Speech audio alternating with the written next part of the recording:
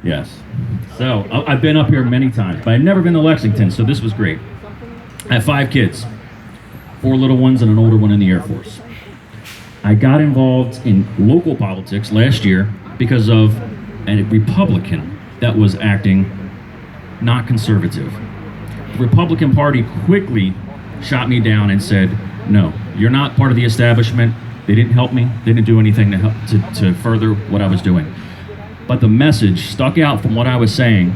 So as a write-in candidate for a little county council position, I got the record amount of votes in the county history for a county council position. It was 500 votes. Thank you. And, of course, you guys know, you have to spell the name correctly. So my name's Fazenbaker. John got it a little bit wrong, and that's okay. Everybody says it wrong, but they had to spell it correctly. It was an enormous task. Afterwards, I said, we made a movement, we got people talking. Then I was invited to speak down in DC, where I met John, I met Joe, I met Ricky, somewhat, and I announced that I was gonna run. It came from the heart, I didn't have it completely prepared. And then it blew up. And then a great patriot named President Trump gave me a gift, but he also gave a gift to the people in Baltimore and in Maryland and across the country because he exposed the corruption that has been going on my entire life in Baltimore. I'm 41 years old. Elijah Cummings and Dutch Ruppersberger, who control Baltimore, have been in government longer than I've been alive. My whole life growing up, it's been nothing but Democrat control.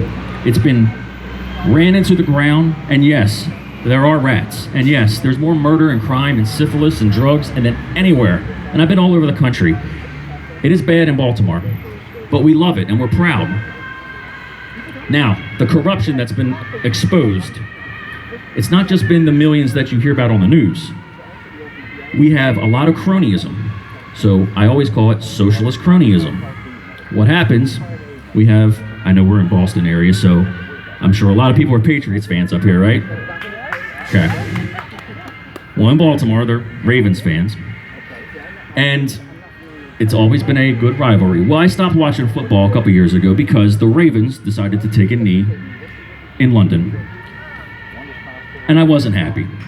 So I started a boycott football page, which quickly turned into an America football page, which turned into over 40,000 subscribers or followers.